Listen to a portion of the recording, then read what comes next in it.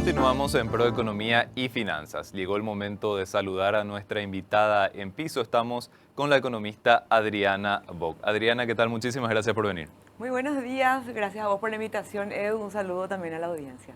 Adriana, te queríamos consultar de algo puntual en la jornada de hoy. Este tema de las finanzas personales tiene muchísimas aristas y un montón de instrumentos que podemos analizar desde la óptica de la educación, la inclusión financiera y también el tema de la utilización, ¿verdad? Pero te queríamos preguntar por el tema de las tarjetas de crédito. Generalmente las personas tienen un poco de temor de este instrumento. Estábamos también revisando las estadísticas del Banco Central del Paraguay sobre las tasas de interés y si bien son mucho más bajas que la época anterior a la ley de tarjetas, estamos teniendo también un incremento notorio de los tipos de interés que responde al tema de la tasa de política monetaria. Totalmente. En todo este contexto, Adriana, ¿qué consejos le podemos dar a la gente sobre la utilización de las tarjetas de crédito y qué conceptos útiles le podemos transmitir a la gente? Bueno, realmente el tema de las tarjetas de crédito es muy específico dentro de lo que son las finanzas personales, pero es un tema central porque tiene un impacto muy alto en las finanzas de las personas y en la percepción sobre todo de su salud financiera. Entonces, esta herramienta en concreto, las tarjetas de crédito, son un excelente medio de pago. Por ahí queremos empezar, porque nos ofrecen mayor seguridad, mayor agilidad y también un registro, mayor control que lo que sería el efectivo. Entonces, como herramienta de pago es realmente algo excelente. También es relativamente buena como herramienta de financiación. ¿Y por qué digo relativamente? Porque va a depender del uso. ¿Qué tipo de compras yo elijo financiar con la tarjeta? En qué plazos? ¿Sí? Y también con qué frecuencia. Entonces, cuando hablamos de las tarjetas de crédito como herramienta de pago, significa que yo utilizo como sustituto el efectivo, pero cubro la totalidad de esas compras antes del cierre o con posterioridad al cierre o como máximo al vencimiento del extracto, ¿sí? En ese caso no se generan intereses, en ese caso la tasa pasa a ser algo secundario porque no se generan intereses y se abonan solamente ciertos cargos como podría ser el seguro de cancelación de deuda, el IVA, etcétera, ¿sí? Ahora, cuando yo elijo utilizarla como medio de financiación, ahí sí ya estoy expuesta o ya nos exponemos a lo que es este tipo de interés que en este momento, como mencionabas, es creciente. Entonces ahí como cuando asusta un poquitito ver que mes a mes o periodo tras periodo van sumando esos intereses.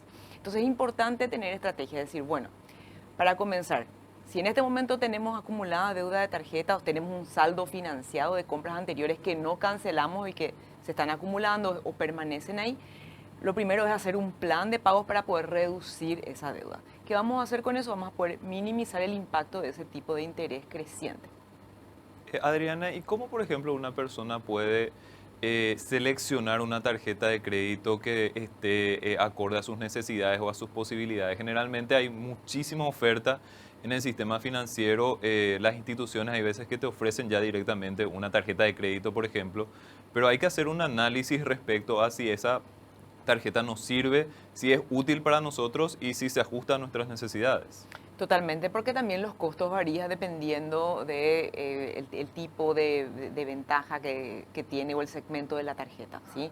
Entonces, cuando hablamos de utilizar las tarjetas de crédito como medio de compra, ¿a qué nos referimos? Que podemos utilizarla en el supermercado, que podemos utilizarla en la estación de servicio para cargar combustible y podemos utilizarlos, por ejemplo, en las farmacias. Entonces, ahí podemos buscar tarjetas que nos ofrezcan ventajas en estos rubros principales de gran impacto en nuestro presupuesto mensual, de manera que podamos beneficiarnos con esos descuentos y así disminuir un poquitito esa carga. Al mismo tiempo nos va a permitir llevar un control de lo que estamos gastando. Como decía, nos ofrece agilidad y seguridad, mayor seguridad que el efectivo, ¿sí? Entonces seleccionar aquellas que dentro de mis compras rutinarias me van a ofrecer ventajas y saber que siempre ese consumo mensual se debe cancelar al finalizar el periodo, ¿sí? Ahora, cuando decimos, pero también quiero financiar algunas cosas, también quiero, ¿qué tipo de cosas podemos financiar?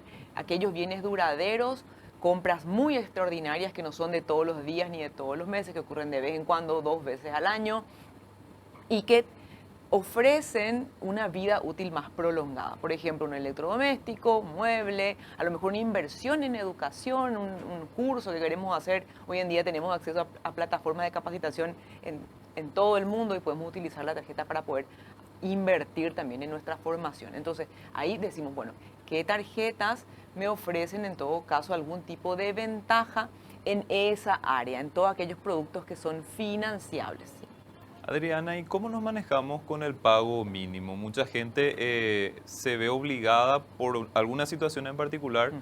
a usar esta herramienta del pago mínimo, pero hay que tener mucho cuidado y mucha consideración de qué efectos posteriores puede tener eso en nuestras finanzas. Asimismo, el pago mínimo no debería ser una rutina, sino debería ser algo que ocurre por alguna circunstancia específica. Entonces, para no atrasarme, recurro al pago mínimo para estar al día. Pero eso genera a posterior unas condiciones, que si solamente pagué el pago mínimo, entonces en el siguiente periodo yo debería evitar utilizar esa tarjeta, ¿sí? Y volver a pagar el mismo monto que pagué este mes en los meses sucesivos para poder ir cancelando o disminuyendo aceleradamente esa deuda. ¿Qué quiere decir? Si yo tengo una tarjeta, tengo una deuda de 7 millones, el pago mínimo me viene 350.000, 400.000, hay que entender que la deuda no va a bajar en el importe del pago mínimo porque existen cargos como intereses, como seguro de cancelación de deuda, que no entran, digamos, a amortizar el capital que estoy pagando, pero no estoy amortizando esa deuda que tengo acumulada. Entonces, ¿qué debería hacer yo? Si yo pago el mínimo, 350.000, pero el mes siguiente utilizo otra vez, no sé, 1 millón, entonces ahí es cuando realmente se genera un problema porque va a llegar un momento en que se va a agotar la línea de la tarjeta y solo voy a tener pagos grandes, obligatorios que hacer e intereses, pero ya no voy a poder beneficiarme con la herramienta. Entonces, ¿qué sería lo saludable? Si tengo que recurrir al pago mínimo porque no me queda otra por alguna circunstancia, saber que a partir de ahí tengo que darle una pausa al uso de la tarjeta y no el mes siguiente, el pago mínimo que probablemente va a figurar en el extracto ya va a ser menor que el mes anterior. Pero yo debería mantener ese monto constante de manera que si el mes 1 pagué el mínimo, ese mismo monto va a ser más del mínimo el mes 2 y todavía más del mínimo el mes 3 y entonces en meses sucesivos voy a poder llegar a reducir considerablemente esa deuda y minimizar también el impacto de los intereses.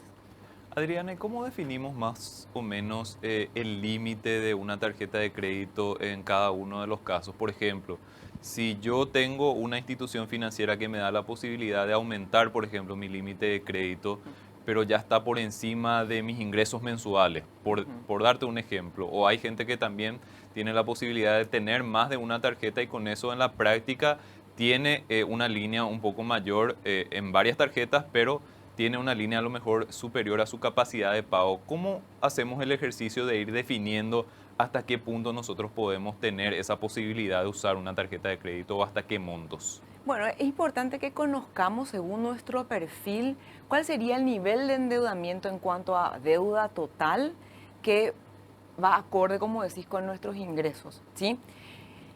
Y eso incluye, en ese nivel de endeudamiento ideal, van a incluirlo todos los préstamos, por ejemplo, deudas del vehículo, deudas, préstamos que hicimos para comprar un inmueble y también las tarjetas. Entonces, lo que yo tengo que calcular es que esas líneas no representen un alto porcentaje de ese total de deudas que yo puedo contraer en determinado momento. Si vamos a suponer que si una persona tiene una capacidad de endeudarse hasta 50 millones de guaraníes, y entonces las tarjetas yo tendría que tener no 50 millones de guaraníes en tarjetas, sino decir, bueno, de eso a lo mejor voy a endeudarme por otras cosas, voy a tomar préstamos para otras cosas y las tarjetas deberían representar una tercera parte de esa capacidad total de deuda.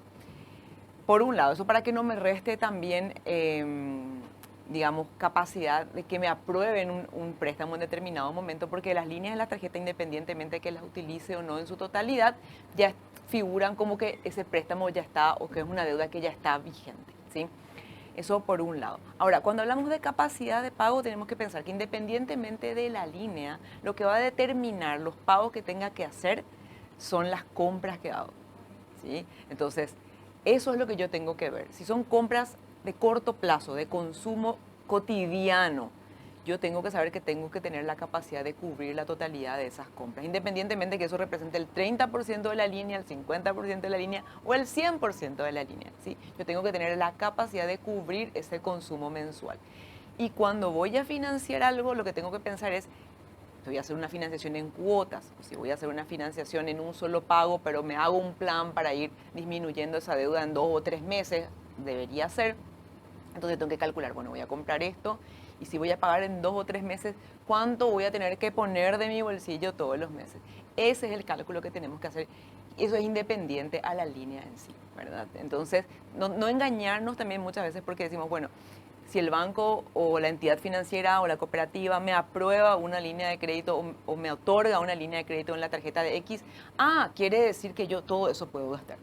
Hay que tener mucho cuidado con eso porque cada entidad nos va a evaluar de acuerdo al perfil, pero también hay un conjunto de otras cosas que hay que considerar.